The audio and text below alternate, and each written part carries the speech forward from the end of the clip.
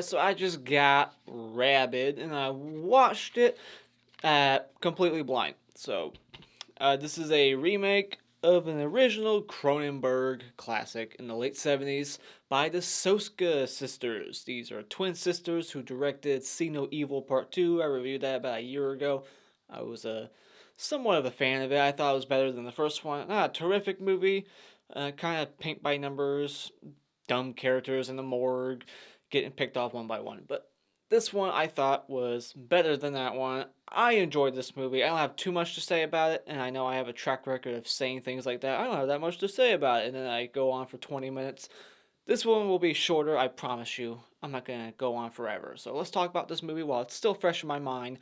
Plot synopsis.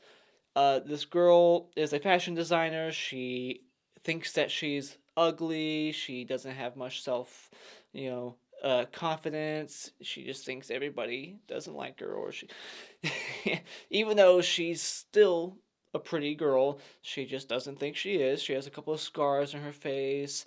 She was in a car accident, and then one day she gets in a accident again, and it really wrecks her face, and she looks horrible. She looks like a Cenobite almost from a Hellraiser movie. And then she gets a miracle treatment, some illegal, shady ass treatment that isn't, allowed by the government. It's like under the radar, so she has to sign like NDA, don't tell anybody about it, and then one, of course, there's some side effects, some unfortunate side effects that are deadly. This is a premise that's been done before, and I'm sure even before the 70s version of this movie, it's been done before. Unfortunate side effects. You got like the Body Bags movie in the 90s by John Carpenter and Tobe Hooper. It's an anthology. You got one story about a guy who gets like a hair transplant and his hair comes to life. It's like aliens that are taking over his body. Then you got Mark Hamill who had an eye transplant and it was the eye of a serial killer. So he starts seeing, that guy's killings and whatnot. It's been done before. So I thought this movie was fun. I had a good time with it. So my positives with the movie would be I really enjoy these directors' eye for visuals and imagery and just the way they decorate set up shots and like use lighting. I like the way this movie looks in scenes. Like there's a surgery operation room scene where like all the doctors, instead of like white or that blue get up that they usually wear in movies, they have like red, so it's like a cult. It looks like they're like a doctor cult. The way they dressed. It's in the trailer. It's a visual. Just so many cool looking like shots in the movie, and I love that this movie is all practical effects. There's a monster. There's like a weird ass tentacle monster. There's people getting their faces and throats ripped out. It's all practical. It's all on screen. I didn't see a single like CGI shot in the movie. So I love that this movie went back to basics, back to before CGI, and just did all practical and all kinds of blood. There's all kinds of blood in this movie.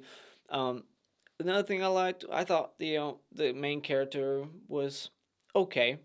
I mean, we get to know her somewhat. They take their time building her character up a little bit in the beginning, so it might seem kind of slow for some people. It's not very quick of a movie. It doesn't like get to the punch. I thought this movie was gonna be like, all right, open up. She gets in a car accident. You know, surgery, boom, it's already happening. But it took its time. There was a lot of time in between the open and the accident, and there was a lot more time than I was expecting between the surgery, uh, between the accident and surgery, and then between the surgery and first like kill.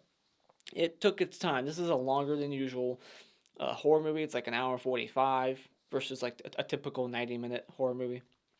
So this one takes its time a little bit. It's not too slow. Um, but yeah, I just like the visuals of the movie, the practical effects, all that stuff.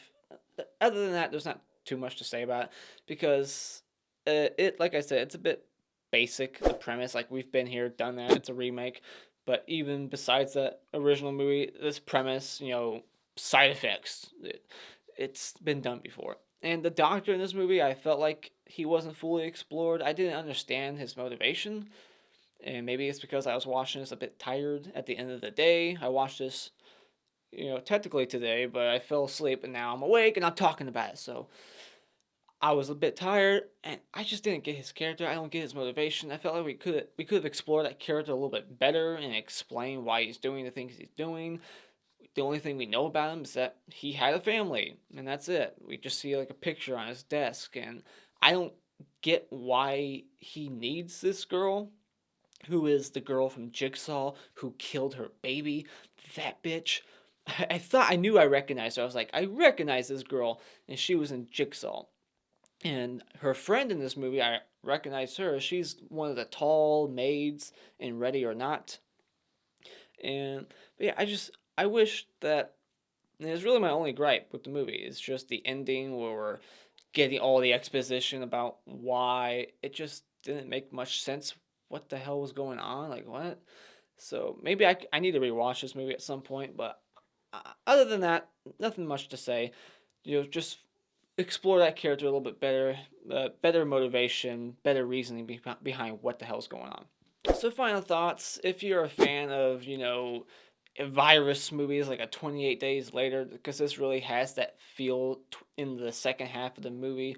When shit hits the fan, it feels kind of like a zombie movie. If you're a fan of movies like that, and if you're a fan of practical effects, I think that you will enjoy this movie. So when it comes to Rabid, I would recommend going out and buying it. Now I guess I'll start a new segment called Random Things. Alright, so there's a segment in the movie where it's like in the mouth of madness, and I have to wonder if this was done on purpose. Because there's a guy, the shot dude, you just see the guy in the distance, and he's running to the glass window, he just bursts through, and out loud I just said, like, "Do you read Sutter Kane?" And I just made myself laugh. And then there's a random ass Santa in the movie. Is it Christmas? They don't ever say that. It's not December, but there's just a random ass Santa in the hospital. I thought that was really random. And the Soska Sisters have a cameo. They're the typical bitches in the restroom talking smack about somebody. It's that cliche, the person they're talking shit about is in the bathroom listening the whole time, like Sydney Prescott in Scream, when those two bitch girls are talking smack about her, like, yeah, didn't her mom kill herself? Just not even checking the stalls to see if someone's listening. And I like the irony of this movie. Like, they make the main character a vegetarian because they know that later on she's going to be having cravings for blood and flesh. And then even when she's, like, eating people towards the end, she's wearing, like, a fur coat. Even though she's, like, anti, hurting animals, she's wearing the fur coat. And I felt like she should have been a model. Her character is a fashion designer and not a model, and she's prettier than some of the models in the movie. So I felt like her character should have been a model because A, she's pretty, and B, it would have made more sense for the story. Like, she needs the surgery to look better because she gets paid for her looks. But her character got paid for fashion. She wasn't a face for magazines or anything before the accident.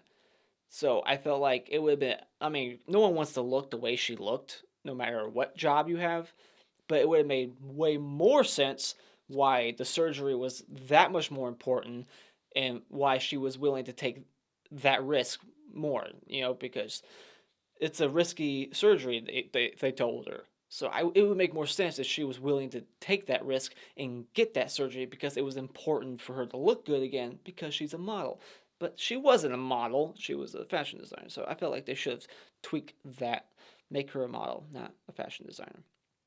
But other than that, I got nothing else to say, so I'm just rambling at this point. What did you think about Rabid? Did you like this movie? Is it better than the original? Let me know, because I haven't seen it. And thank you so much for joining me tonight. If you like what you see here, you can hit this like button, share with all your friends, and become a subscriber today just by clicking on my cartoon face in about 5 seconds. And until next time, auf Wiedersehen.